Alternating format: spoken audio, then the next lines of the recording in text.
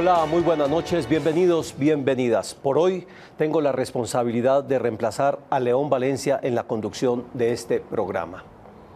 La semana pasada, nuestro colega Antonio Morales, en el primer café, planteó la necesidad de abrir un debate nacional sobre el rol de los medios de comunicación y de los periodistas frente al proceso de paz.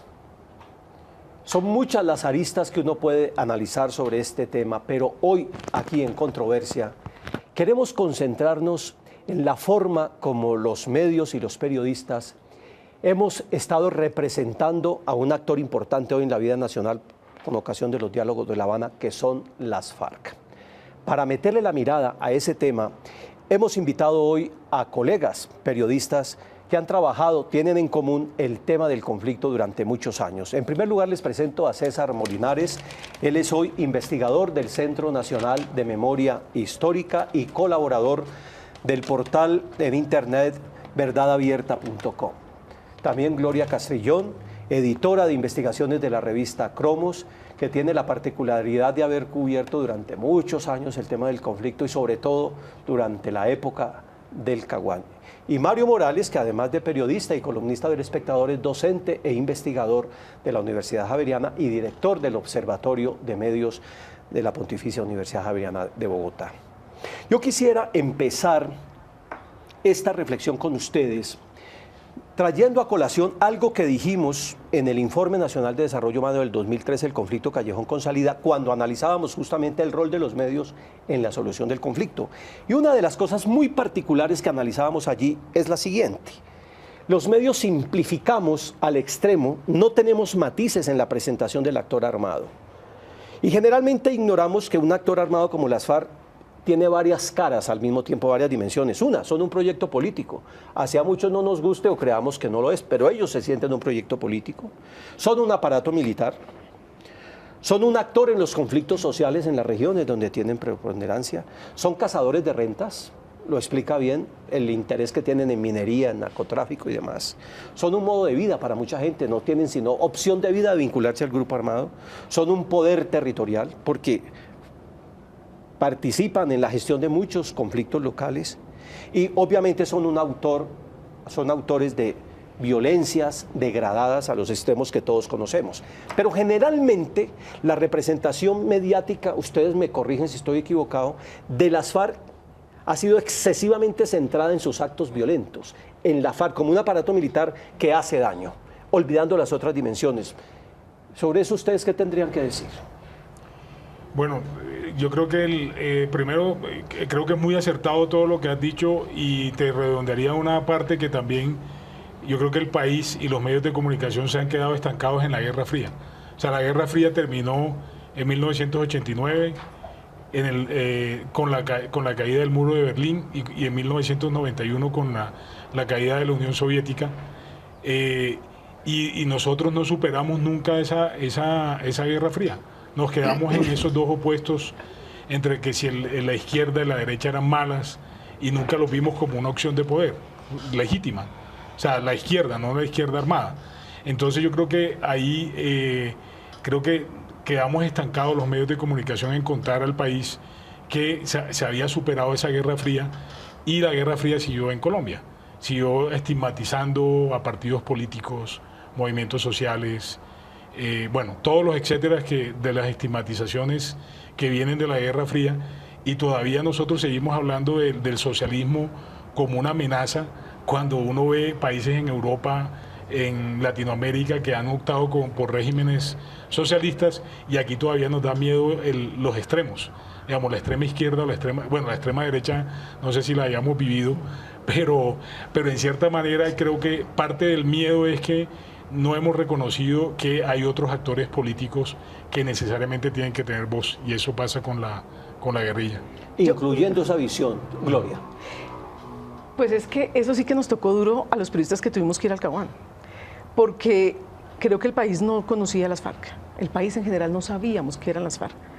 Desde el año 82, 84, cuando se hizo el proceso de paz con Betancourt, que entre otras cosas la cobertura mediática claramente fue muy diferente por tecnología y todas estas cosas, Y nos toca a unos periodistas por azar de la vida, porque no hubo ninguna preparación, no hubo absolutamente nada de por medio que mediara a que los periodistas teníamos que ir al Caguán. Nos desembarcamos en un avión y nos encontramos con unos señores armados, uniformados, ejerciendo el poder porque el gobierno, el Estado les había dado en ese momento 42.000 kilómetros de despeje y ellos ejercían el poder y nosotros teníamos que llegar allá a sacar noticia. Ese choque fue violento para todos, fue violento para nosotros que teníamos que sacar noticia, insisto, de un actor armado. Y siempre yo creo que toda la vida durante estos 60 años nos han vendido el cuento y no lo hemos comido de que las FARC son el principal problema del país y el único. Entonces, llegar allá a tratar, digamos, de cubrir un proceso de paz que nadie entendía. O sea, en realidad el país en ese momento no entendía de qué dimensiones era el asunto. Lo que sí sabíamos era que efectivamente las FARC, como tú lo mencionaste en algún momento, era un grupo que estaba muy empoderado. Por todas las acciones militares que precedieron esa sentada en la mesa con el gobierno de Andrés Pastrana, todos presentíamos que las FARC iban a tomar el poder. Digamos, ese era el imaginario, las FARC se pueden llegar a tomar el poder, porque llegaban a tomarse instalaciones militares durante largas horas, varios días, y pues demostraron un poderío militar que fue indiscutible, pues tomaban de prisioneros 60 militares en una sola acción armada y podían copar y quedarse con una capital de departamento como lo hicieron en algún momento, que fue Mitú. Entonces todo esto, efectivamente ahí sí que lo vimos. Y realmente cuando nos dimos cuenta los periodistas de que habían unos seres humanos allá, de carne y hueso, que tenían unas propuestas políticas independientemente si nos gustaran o no, ese choque fue bruto, fue muy brutal, a eso me refiero, fue muy fuerte. Y ahí ya tuvimos que todos empezar a conocernos. Las FARC tampoco sabían cómo funcionaba el país, no tenían ni idea cómo funcionaban los medios, y fue una interrelación de empezar a conocernos, porque para ellos, todos los periodistas éramos miembros de una oligarquía que estaba en contra de ellos y que durante todos estos años los habían silenciado. Entonces fue una cosa, y creo que esto que yo te estoy relatando muestra efectivamente que eso que tú estás contando fue completamente cierto y ha sido todavía así. Esa transición, Mario, en el imaginario de un grupo que venía militarmente muy fuerte, sobre todo durante el gobierno de Samper, estas tomas de Miraflores, de Patascoy y demás, que se van armados a una mesa de negociación en el Caguán, que de alguna manera ya estaban ejerciendo un rol, digamos, claramente político, de negociación con un Estado, donde estaba la comunidad internacional, incluidos los Estados Unidos y todo, habría necesitado de una transición para entender esa combinación de las formas de lucha que se representaban en los medios allí, con un tipo armado como Joaquín Gómez o como el propio Marulanda o Raúl Reyes, haciendo negociación política. Eso pudo ser una cosa catastrófica para la construcción de imaginarios que no entendían cómo se jugaba una cosa con la otra. Y yo creo que, digamos, en medio de todos esos movimientos dispares, un poco lo que sucede es que la irrupción de cada cambio de ideología y de cada cambio de propaganda política a cargo del gobierno de turno logró que el periodismo se quedara en dos opciones. En una, arrinconado, silencioso, a la espera de los comunicados oficiales y demás, y la otra, el que decidió ir al cubrimiento del conflicto. Pero creo que la propaganda política fue lo suficientemente fuerte en los años de Samper, y fue lo suficientemente fuerte en los años de Pastrana, y mucho más en los años de Uribe, que logró permear las prácticas y las rutinas periodísticas. Y eso es evidente en este sentido. Creo que no hubo una década en el periodismo colombiano más diagnosticada sobre el quehacer y autodiagnosticada sobre el quehacer que la de los 90. No hubo una época en la que existieran más talleres, más agremiaciones y más capacitaciones que sobre el cubrimiento del conflicto. No obstante, la propaganda política, la presión del momento, pero sobre todo el desencanto del Caguán, logró que los periodistas echaran un pie atrás en eso que se ha avanzado en capacitación y en formación de un cubrimiento responsable del conflicto. Y de hablar de un cubrimiento responsable y de hechos de paz, hubo un regreso, muy particularmente cuando el presidente Uribe, a partir del 2002, impide que los periodistas estén en las zonas rojas. Y dice que en su momento, por salvaguardar la integridad del periodista. A partir de ese momento, el conflicto dejó de existir en la agenda mediática. Y el país y los periodistas nuevamente nos distanciamos del fenómeno guerra y nuevamente nos distanciamos del fenómeno paz. Y hubo un factor colateral, que fue el derribamiento de las Torres Gemelas el 11 de septiembre de 2001. A partir de ahí cambió la denominación de la insurgencia en todo el mundo, pero muy particularmente de la guerrilla en Colombia, que ha alcanzado un nivel político preponderante, que ha tenido un grado de conocimiento significativo y demás, pero a partir de 2001, del 11 de septiembre, entraron con el rótulo de terroristas. Antes la denominación era simplemente bandidos, que era la manera de, entre comillas, ofender, pero a partir del 2001 fue terrorismo y narcoterrorismo. Y la prensa compró, ante la imposibilidad de asistir al cubrimiento efectivo en el terreno, compró esa denominación y segregó esa posibilidad de conocer un movimiento en medio de los crímenes, en medio de la violencia, pero también en medio de sus lógicas y en medio de sus dinámicas y en medio de sus propuestas, para haber entendido por qué falló el proceso del Caguán, porque el proceso del Caguán falló por culpa de las FARC, pero también falló por las dinámicas gubernamentales, por la propaganda política y por el momento que está viviendo el planeta en ese momento. Retomo entonces el planteamiento inicial. Las FARC son una organización compleja y las hemos simplificado. Bien como un aparato puramente militar o como un actor degradado que produce daño. ¿Y qué tipo de daño? Un daño brutal sobre muchos seres humanos en este país. En ese contacto, Gloria, que tú mencionabas ahora, de enfrentarse cara a cara con alguien que uno veía por allá en la selva, que uno no conocía, de dialogar con ellos, ¿qué tipo como de reflexiones recuerdas que te empezaste a hacer y hoy tienes claras sobre la necesidad de entender a un actor armado en todas sus complejidades, sociales, culturales, individuales, territoriales? Pues básicamente primero mirar de quién está compuesto ese ejército. Yo insisto, nosotros no sabíamos muy bien quiénes eran las FARC. Entonces cuando tú llegas a hablar y te encuentras con la tropa y descubres que casi el 40% son mujeres, y para mí eso fue como mujer un choque también muy fuerte. Claro. Y como mujer empiezo yo a hablar con esas mujeres. Empezamos a hablar de los temas que hablan las mujeres. Y toco este tema porque para mí es particularmente sensible y me parece que es un tema que ha estado invisible. Justamente ahorita se habla mucho del tema de los derechos sexuales y reproductivos de las mujeres combatientes de las FARC, pero miramos apenas un pedazo, que sí es cierto que hay unas violaciones de derechos humanos a estas mujeres, pero no miramos, insisto, quiénes son los que están allá adentro. Entonces, cuando tú descubres que el 90% de ese ejército son muchachos, niños y niñas, la mayoría menores de edad, y te pones a hablar con ellos en calma, sin buscar noticias, sino sencillamente como seres humanos, y empiezas a descubrir por qué se metieron allá. Y entonces termina uno concluyendo, la gran mayoría está allá sencillamente porque no tuvieron otra opción. Entonces, a ti esa línea tan clara que te dicen, estos son víctimas y estos victimarios, a ti se te desvanece. Y tú empiezas a cuestionarte si eran victimarios solamente o en qué momento fueron víctimas. La mayoría de las niñas con las que uno habla y de los niños han tenido maltratos en su casa. La mayoría de las niñas algún tipo de maltrato sexual. Cero oportunidades para estudiar. Sobre todo las niñas están relegadas completamente a unos papeles que ya sabemos cuáles son en esta sociedad patriarcal y machista. Y entonces cuando solamente ven pasar a un actor armado, que es ilegal, porque la visión del ejército que tienen en la mayoría de esas zonas es muy negativa, así es, pero el actor armado es el que efectivamente tiene poder regional, muchas veces sustituye a la justicia, que fue lo que vimos, y es lo único que ven, y a la niña le ofrecen, o al muchacho le ofrecen que la mejor manera de emanciparse y de salir de esa situación, ese sin salida, es porte uniforme, porte fusil, que eso aquí no es tan malo. Y eso hasta le pagamos, y usted puede pasarla bueno aquí, y pues un niño sin oportunidades en el campo, literalmente no tiene para dónde más coger, y terminan yéndose para allá. Y también descubres unas cúpulas, porque descubres de todo, y descubres unas cúpulas, y yo quiero dejar aquí claro que no estoy justificando a nadie, solamente mostrando realidades de seres humanos. Y ves unas cúpulas de gente muy formada, gente intelectualmente muy valiosa, que uno dice, ¿qué hacen acá? O sea, ustedes podrían ser, y se los dije muchas veces a muchos, ustedes podrían estar contribuyendo a esta sociedad desde otro punto de vista.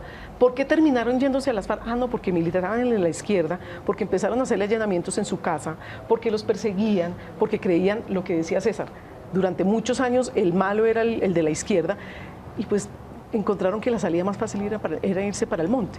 Y entonces, insisto, ¿quiénes son las víctimas y los víctimas? Digamos, claramente ellos son victimarios, pero en algún momento de su vida la lucha armada termina convirtiéndose en la única opción por X o Y motivo. Es decir, lo que estamos hablando aquí es la necesidad, hoy incluso, de hacer un esfuerzo de reconstrucción del origen, de quiénes son, de por qué están ahí.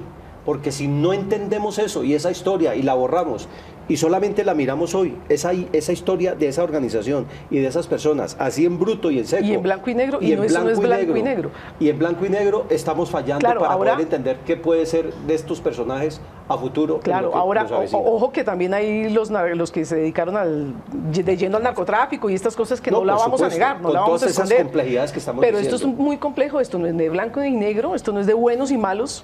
En esa polarización en la que estamos poniendo el asunto.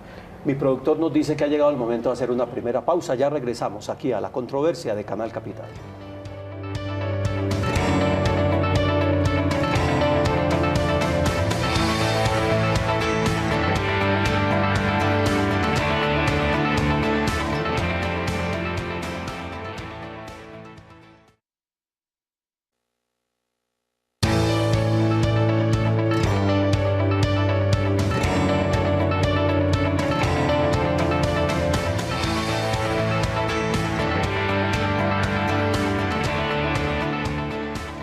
De Hernando Gómez Buendía hemos aprendido la comprensión de que los sucesos del Caguán constituyen sin duda el escenario en el cual se produce la mayor deslegitimación de las FARC como un actor político. El sentimiento de indignación, de rabia y la sensación de que las FARC se habían burlado del país constituyeron, dice Hernando Gómez Buendía en muchos de sus escritos, sin duda una enorme derrota política para las FARC. Y eso, la rabia nacional contra las FARC, es lo que constituye el principal factor que explica la elección de Álvaro Uribe Vélez. Y creemos que ese periodo, lo planteo como una hipótesis, es el periodo en el cual se constituye la mayor simplificación de todas las que se han podido dar de las FARC como un actor armado, cuando quedan con el rótulo aquí de narcoterroristas e inscritos como un objeto militar que merece ser aplastado en la lucha mundial contra el terrorismo que lidera George Bush, que tú mencionabas a propósito de los episodios tristes y trágicos del 11 de septiembre de 2001. Sobre ese escenario, ¿qué reflexión nos puedes aportar, César Molinares? Bueno, Carlos, lo que decía ahorita Gloria un poco de ese periodo de la negociación del Caguán, el rezago o la herencia que le deja Uribe es un poco que la FARC tampoco se ayudan, cometen muchos, digamos, además de las tomas guerrilleras a las bases militares, los secuestros a los policías, secuestros a la población civil. Se disparó el secuestro entre 1998 y 2002, que básicamente le da el pie para que Uribe llegue a la presidencia. Eso lo aprovecha Uribe, no sé si como una estrategia para encasillarlos en que ya casi que lo poco que tenían políticamente activo o políticamente en la opinión pública lo reduce a unos terroristas que secuestran. Entonces, si hay algo que le dolió a la opinión o al colombiano del común era ver tanta gente secuestrada, el drama de los policías en esos campos de concentración. Eso hizo que Uribe aprovechara para reducir a la FARC a un movimiento narcoterrorista y por ende también encasillar a todo el que fuera de izquierda en esa misma estigmatización. Yo creo que ahí perdió el país porque obviamente, digamos, tanto la FARC nos ayudaron como Uribe terminó haciendo un revuelto dañino para ambientar cualquier proceso de paz, que yo creo que ese es como lo que hoy está viviendo el país cuando se ven las encuestas de opinión, que si la gente le da el beneficio de la duda o el beneficio de que la FARC puedan entrar a la política. Entonces ya la gente piensa en que la FARC debe ser encarcelada 50, 60 años y no los ven como un actor político, ni ven a la izquierda como una opción. Entonces, y también yo creo que el periodismo, entrando al tema del periodismo, el periodismo compró también muchos periodistas, yo creo que obviamente siguiendo con esa ola de indignación porque fue una indignación nacional. Yo no voy a decir que la gente se subió en esa ola porque eran de derechas o porque eran, sino porque la gente estaba indignada. Yo creo que, yo recuerdo cuando el secuestro de la María, la gente se indignó, o sea, y la gente salía a marchar y salía a protestar. El secuestro y el no más, Claro, todo aquello. todo claro. eso influenció, o sea, ese mal capital político que tiene hoy la FARC no es consecuencia del azar. Mario.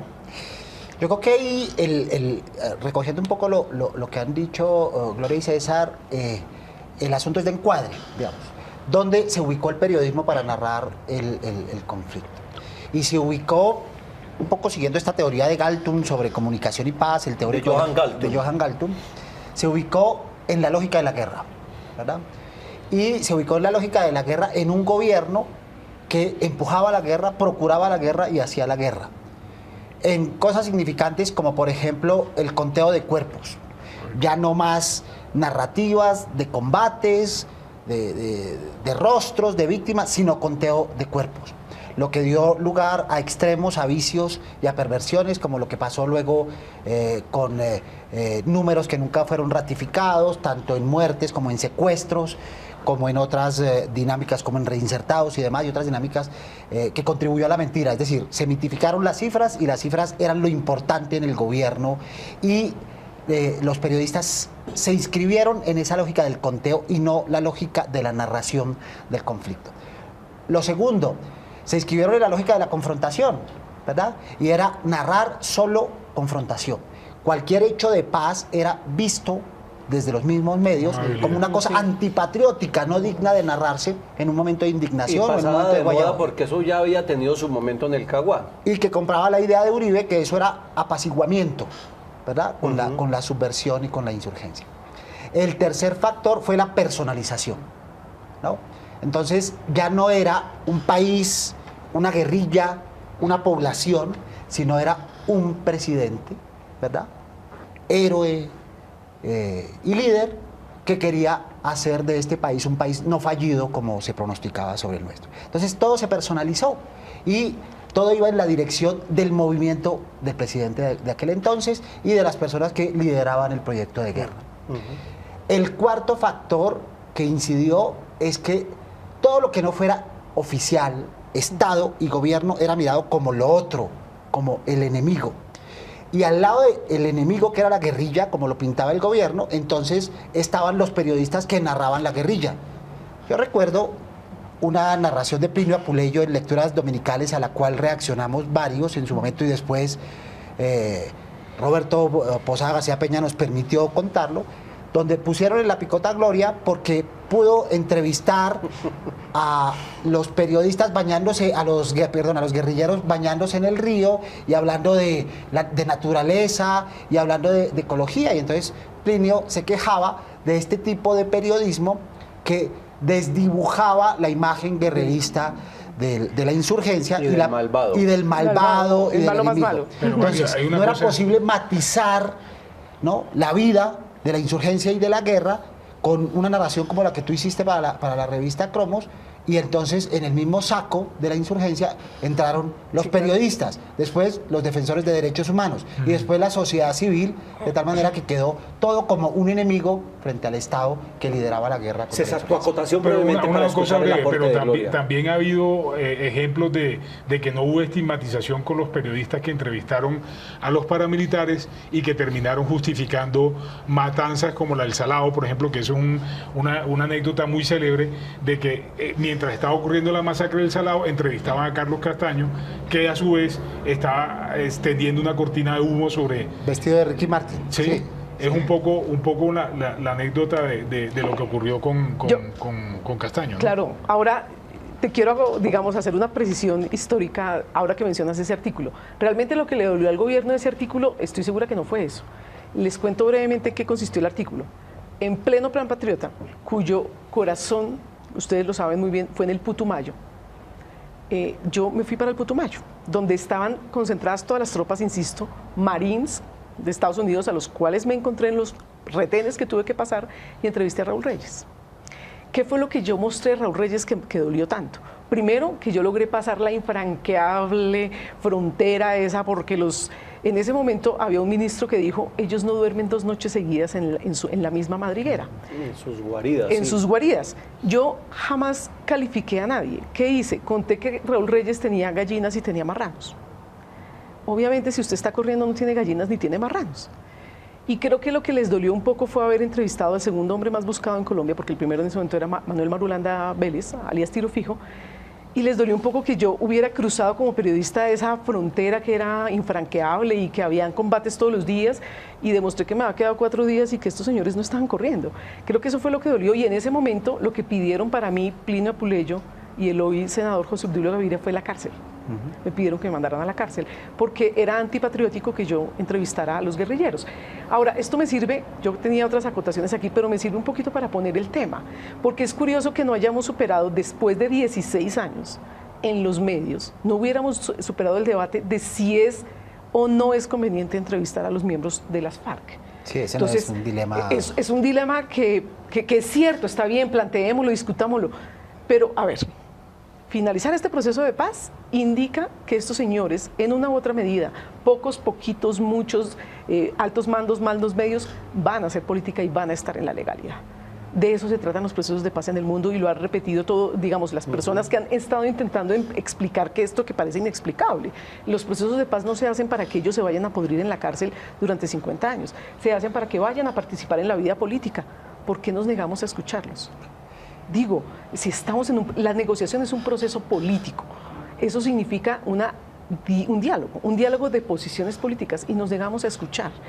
Y yo creo que lo primero que podríamos empezar como aporte es oírnos, y no solamente a las FARC, lo que decía Mario ahorita es abrirlo a todas las voces, absolutamente a todas las voces que han estado silenciadas durante 50 años en este conflicto, porque sencillamente los medios, y esa es otra acotación que te quería hacer, los medios durante los 50 años hemos cubierto el conflicto desde los escritorios en Bogotá. Hay que decir eso. Se han hecho esfuerzos, hemos ido algunos apenas, episodios de la guerra, pero la guerra no se ha cubierto bien, y se ha simplificado no solo la visión de las FARC o del ELN, sino de todo el conflicto. Y como no hemos cubierto bien el conflicto durante 50 años, ahora nos encontramos en el debate de qué vamos a hacer cuando se desarmen las FARC. Entonces, ¿a qué nos vamos a dedicar los periodistas si ya no hay FARC? Si el malo más malo de este país ya no existe como el malo más malo, ¿qué vamos a hacer? Y hay una cosa de autocrítica que creo que es también que nos hemos acostumbrado a cubrir hechos de sangre. Entonces muchas veces nos quedamos en la superficie viendo los hechos de sangre y no contamos qué hay detrás de esos hechos. No explicamos por qué. Por ejemplo, yo estuve en el Caquetá tratando de entender por qué fue el exterminio del Partido Liberal de Hernando Turbay. Y me encontré no solamente con el exterminio de ese turbayismo, sino que también había un exterminio de la UP y un exterminio también de ciertos sectores conservadores. Y cuando uno empieza a ver el conflicto, ahora mismo todo el mundo está apuntándole apuntándole a la cabeza, hablando en términos militares. Todavía en términos militares, sí, mire, claro, que no cambiamos el lenguaje. Está la prueba. Esa es la prueba de que no cambiamos el lenguaje. Seguimos viendo por ejemplo, a la FARC como los únicos victimarios. Por ejemplo, esa es una cosa que ahí o que como tú decías ahorita, la única causa de todos nuestros males es la FARC, y no se ha analizado el tema de la tierra, el tema de la minería, el tema de los nuevos conflictos que ahora están surgiendo, por ejemplo. Ese diagnóstico que se hacía hace 15 años sobre el cubrimiento y en los monitoreos que hicimos con Medios para la Paz, comparados con el seguimiento, el monitoreo que estamos haciendo de cómo cubren en este momento los medios nacionales el proceso de paz, uno se encuentra con la enorme sorpresa de que siguen las mismas carencias y siguen exactamente los mismos vacíos, ¿no? Si hay tiempo yo podría enumerar algunos de los hallazgos. Dale rápidamente para ir al próximo corte, Mario. Por favor, enúncialos. El primero, el epicentro en Bogotá, lo decías tú. Las regiones no existen, no existían en el Caguán, no existen ahora. Prima el quién sobre el qué. Es decir, buscamos qué dice la fuente y no qué está pasando. No nos interesan los hechos, sino las reacciones, y entre más confrontacionales, mucho mejor. Que eso también lo señala Johan Galton como una constante en el cubrimiento. Permanente. Mostramos siempre los contrastes y los extremos y no los matices y las cosas intermedias. Ni los encuentros. Y conciliación y los encuentros. Lo otro, el unifuentismo, que sigue siendo un mal endémico del periodismo. Y oficial. Y oficial. El oficialismo y el machismo, ¿verdad? La narración de la guerra es absolutamente machista. Si nosotros vemos este proceso de paz, la única vez que aparecen las mujeres aparece desde la perspectiva lai, ¿no? Y es en el catamarán, el presunto noviazgo de la holandesa, la manera como viste la holandesa, la manera como baila la holandesa y la belleza de la holandesa. Pero no es tomada ni como combatiente, ni como parte estructural de la guerrilla, político. Ni como un sujeto político, ¿verdad? ¿Qué hemos encontrado? Que las narrativas se han rutinizado, comienzan y terminan de la misma manera, utilizando excesivamente las cifras, utilizando excesivamente los comunicados oficiales, utilizando excesivamente los comentarios de las fuentes.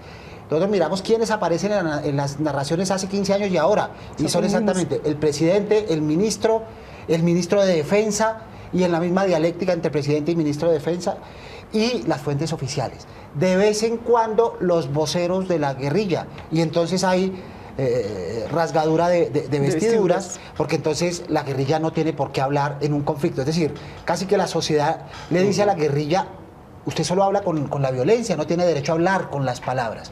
Limitarlos en las expresiones periodísticas y en las manifestaciones sobre el país es arrinconarlos a expresarse de una manera no natural como es la violencia. Había muchas más cosas, pero esperemos tener más tiempo. Dos más rapidito.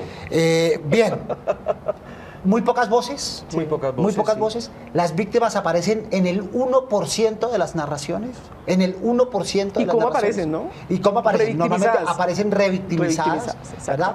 Sin dignidad, ¿verdad? No dignificadas, no identificadas, sin rostro y normalmente cuantificadas. ¿Y la última, para ir al corte? La última, compramos el lenguaje de las fuentes, y particularmente de las fuentes guerreristas. Yo te voy a agregar no hay investigación. No hay investigación y no nos vamos al campo, in situ, donde está el conflicto. Ahora lo que toca es ver qué vamos a hacer entonces después. Todo está poniendo bueno, yo creo que hay muchas cosas provocadoras. Ustedes que están en Twitter, por ejemplo, sería chévere que de pronto nos compartan un comentario y ahora lo leemos aquí. ¿Qué les parece? Volvemos en un momentito.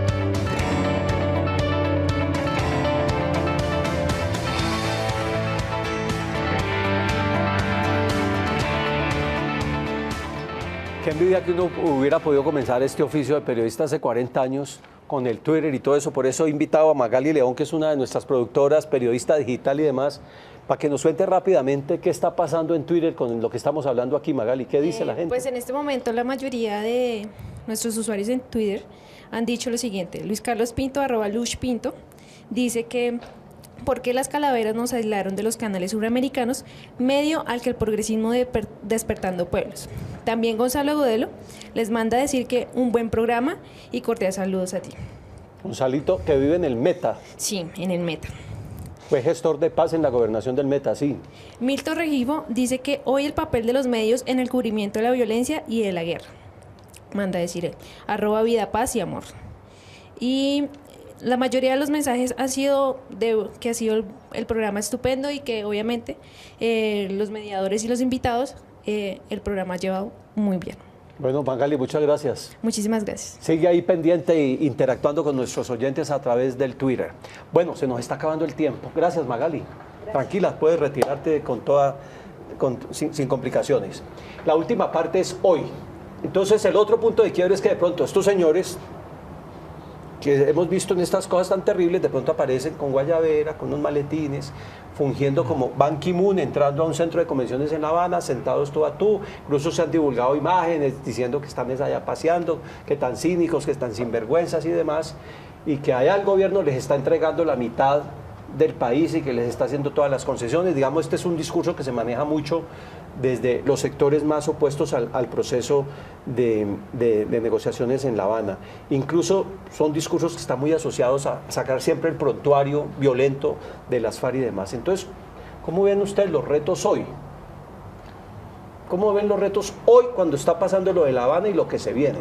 César. Bueno, hay un punto que es importante, que los medios nacionales han acaparado el debate político y están buscando siempre titulares, buscando siempre lo que tú decías, el titular del paseo en el bote, de la guayabera, no sé, siempre están buscando un titular y no están explicando el proceso.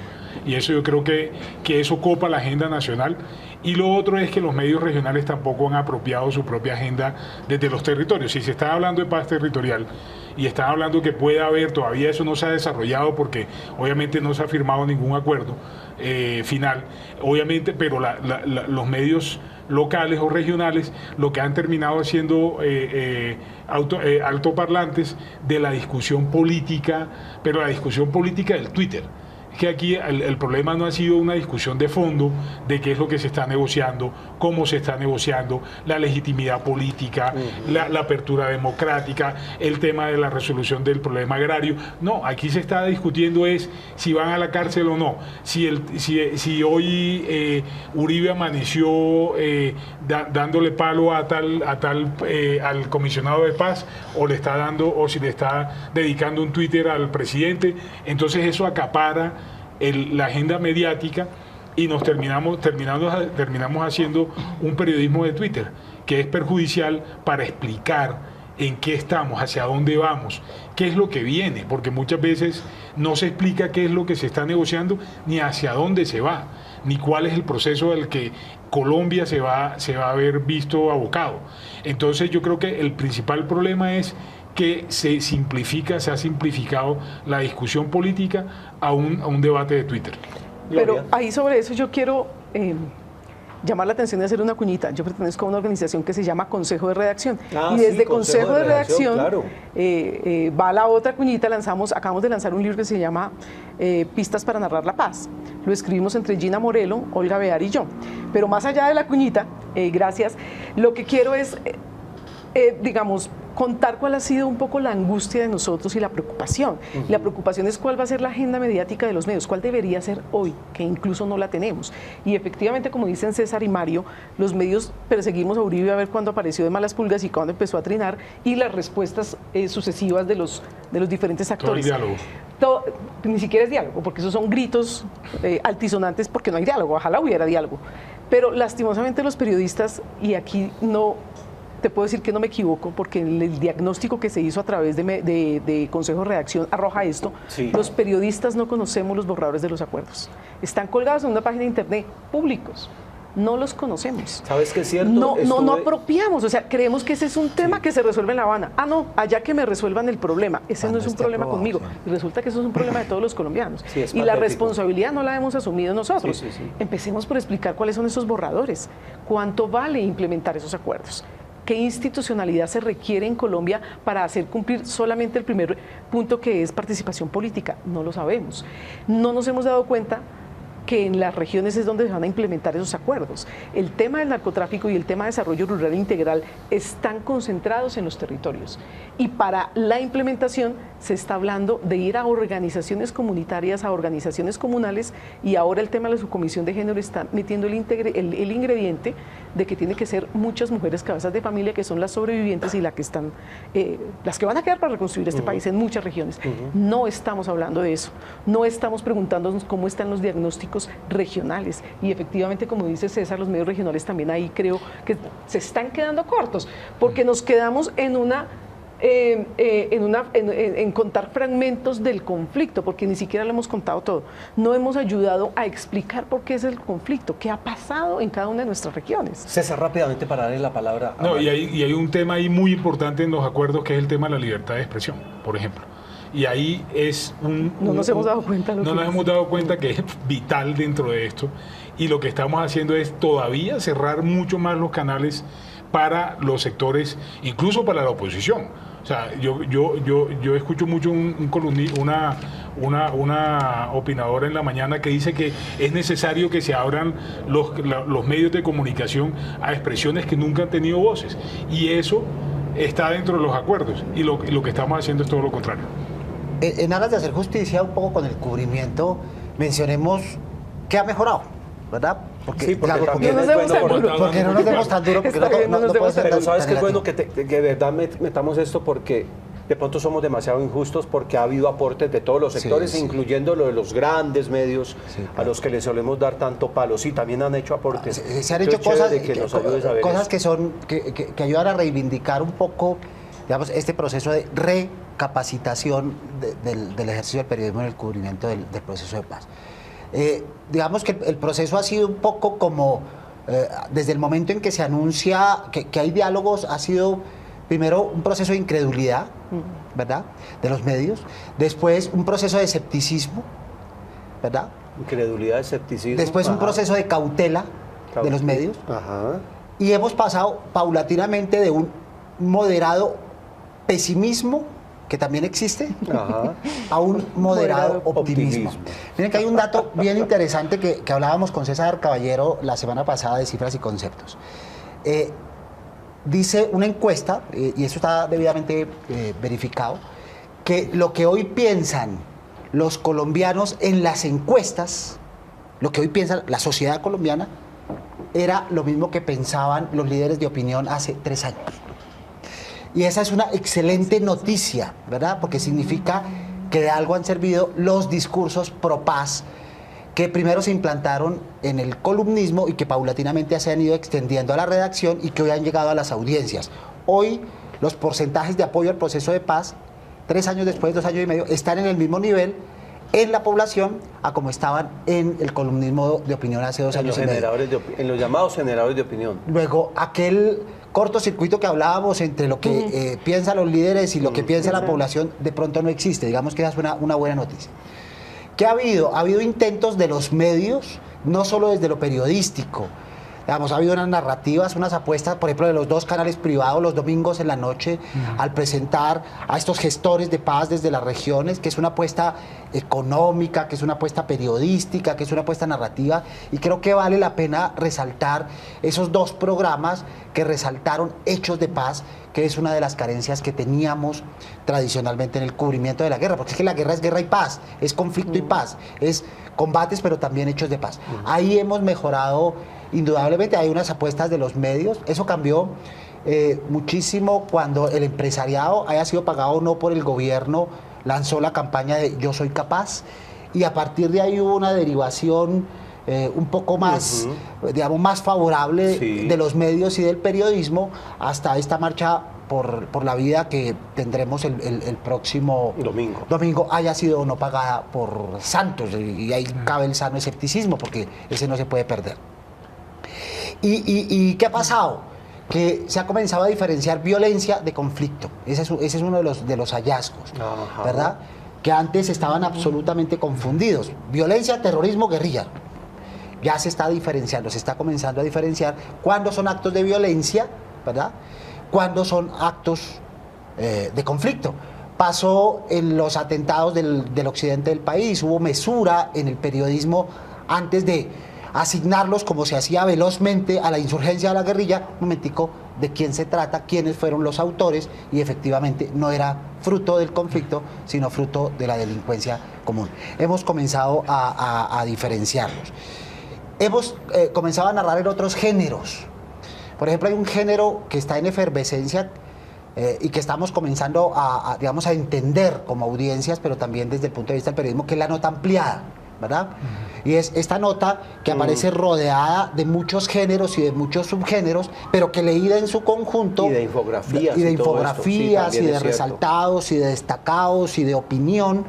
Estamos construyendo un nuevo género que es un poco heredado de las narrativas de Internet, pero que es un género valioso para la comprensión en un solo artículo, digamos, en una sola página, de un tema que es importante para la sociedad. Pero también, Mario, el hecho de que cada vez aumenta más el consumo de información de esto en Internet, los periódicos en eso tienen un reto y una oportunidad que tienen los periódicos tradicionales es que a través de sus versiones online sean capaces de replicar, imitar y mejorar ejercicios tan bellos como los que han hecho los colegas de Verdad Abierta, la gente de las dos orillas, la gente de la silla vacía, la gente de Razón Pública. Acaba de salir este proyecto de Pacifista que está liderando nuestro amigo Mauricio Builes, Pacifista, Vice. Y este Vice también, Vice. El portal de Vice, están surgiendo muchas cosas y yo diría que a través de esas redes e incluso de estas redes de Internet que tienen las organizaciones indígenas, los movimientos sociales, los activistas de derechos humanos, la gente hoy tiene más capacidad de comunicarse y de informarse a pesar de los medios. Y yo a ratos tengo como la sospecha que los medios no se han pillado eso y la gente se está informando, gracias a Dios, y lo digo en el buen sentido de la palabra, a pesar de los medios. Pero Carlos, y hay una cosa que yo sí le da, que digamos que yo he estado haciendo en los últimos 4 o 5 años talleres con periodistas regionales. Y hay una cuestión que es, una cosa es lo que tú decías, la narración desde el centro, también Gloria lo decía, y otra cosa es lo de que no nos, digamos que no ha habido, y hay una crítica de apoyo hacia que los medios regionales también cuenten qué es lo que está pasando en su localidad, utilizando el periodismo de proximidad, viendo cuáles son sus conflictos locales, explicando cuáles son los intereses que hay detrás y eso no lo están haciendo. Un último aporte tuyo, porque ¿cómo te parece que se nos acabó el tiempo, Gloria querida?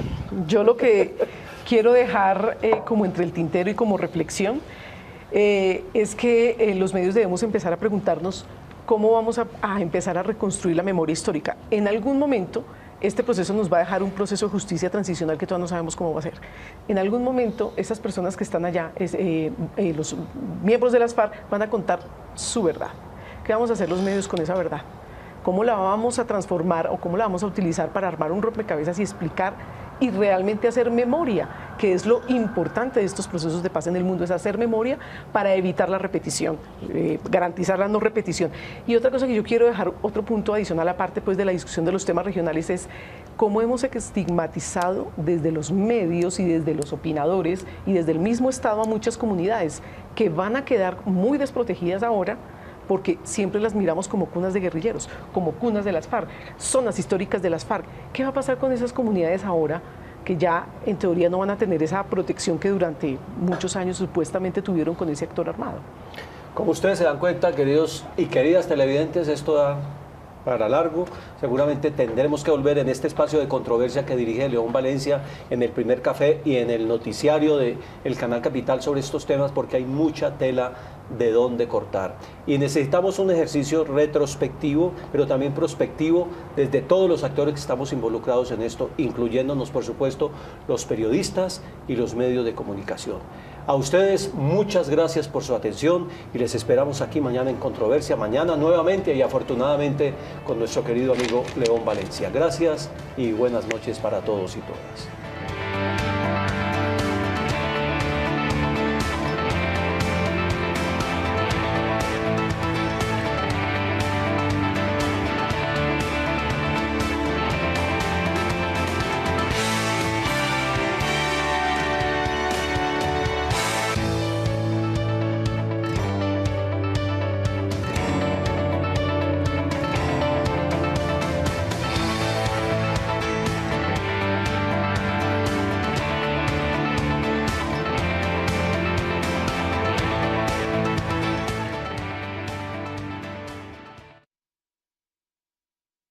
Da miedo los extremos, digamos, la extrema izquierda o la extrema derecha, no sé si la hayamos vivido, pero en cierta manera creo que parte del miedo es que no hemos reconocido que hay otros actores políticos que necesariamente tienen que tener voz, y eso pasa con la guerrilla.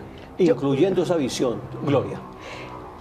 Pues es que eso sí que nos tocó duro a los periodistas que tuvimos que ir al Caguán, porque creo que el país no conocía a las FARC. El país en general no sabíamos qué eran las FARC.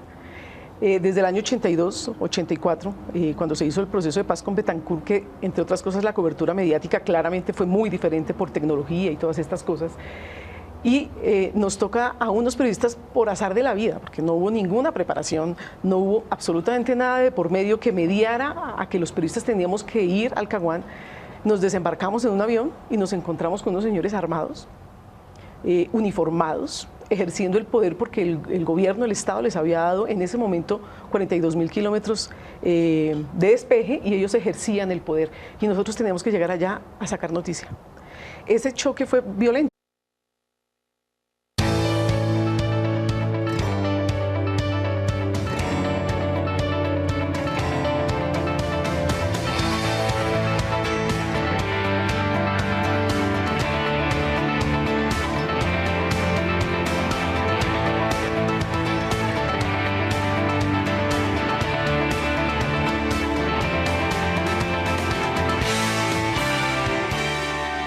Hola, muy buenas noches, bienvenidos, bienvenidas. Por hoy tengo la responsabilidad de reemplazar a León Valencia en la conducción de este programa. La semana pasada, nuestro colega Antonio Morales, en el primer café, planteó la necesidad de abrir un debate nacional sobre el rol de los medios de comunicación y de los periodistas frente al proceso de paz. Son muchas las aristas que uno puede analizar sobre este tema, pero hoy, aquí en Controversia, queremos concentrarnos en la forma como los medios y los periodistas hemos estado representando a un actor importante hoy en la vida nacional con ocasión de los diálogos de La Habana, que son las FARC. Para meterle la mirada a ese tema, hemos invitado hoy a colegas periodistas que han trabajado, tienen en común el tema del conflicto durante muchos años. En primer lugar, les presento a César Molinares. Él es hoy investigador del Centro Nacional de Memoria Histórica y colaborador del portal en internet verdadabierta.com. También Gloria Castrillón, editora de investigaciones de la revista Cromos, que tiene la particularidad de haber cubierto durante muchos años el tema del conflicto y sobre todo durante la época del Caguán.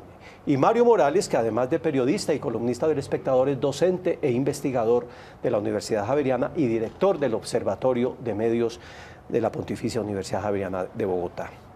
Yo quisiera empezar esta reflexión con ustedes trayendo a colación algo que dijimos en el Informe Nacional de Desarrollo Humano del 2013, el conflicto Callejón con Salida, cuando analizábamos justamente el rol de los medios en la solución del conflicto. Y una de las cosas muy particulares que analizábamos allí es la siguiente. Los medios simplifican. Lo que has dicho, y te redondearía una parte que también yo creo que el país y los medios de comunicación se han quedado estancados en la Guerra Fría. O sea, la Guerra Fría terminó en 1989, con la caída del muro de Berlín y en 1991 con la caída de la Unión Soviética, y nosotros no superamos nunca esa Guerra Fría. Nos quedamos en esos dos opuestos entre que si la izquierda y la derecha eran malas, y nunca los vimos como una opción de poder legítima. O sea, la izquierda, no la izquierda armada.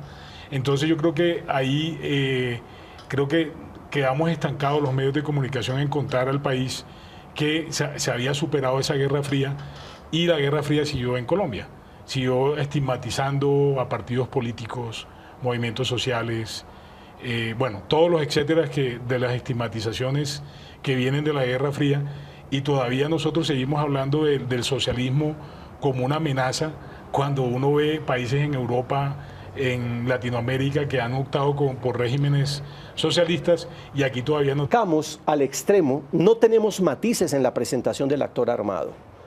Y generalmente ignoramos que un actor armado como las FARC tiene varias caras al mismo tiempo, varias dimensiones. Una, son un proyecto político. Hacia muchos no nos guste o creamos que no lo es, pero ellos se sienten un proyecto político. Son un aparato militar. Son un actor en los conflictos sociales en las regiones donde tienen preponderancia. Son cazadores de rentas, lo explica bien el interés que tienen en minería, en narcotráfico y demás. Son un modo de vida para mucha gente, no tienen sino opción de vida de vincularse al grupo armado. Son un poder territorial porque participan en la gestión de muchos conflictos locales, y obviamente son autores de violencias degradadas a los extremos que todos conocemos. Pero generalmente la representación mediática, ustedes me corrigen si estoy equivocado, de las FARC ha sido excesivamente centrada en sus actos violentos, en la FARC como un aparato militar que hace daño. olvidando las otras dimensiones. Sobre eso, ¿ustedes qué tendrían que decir? Bueno, yo creo que primero, creo que es muy acertado todo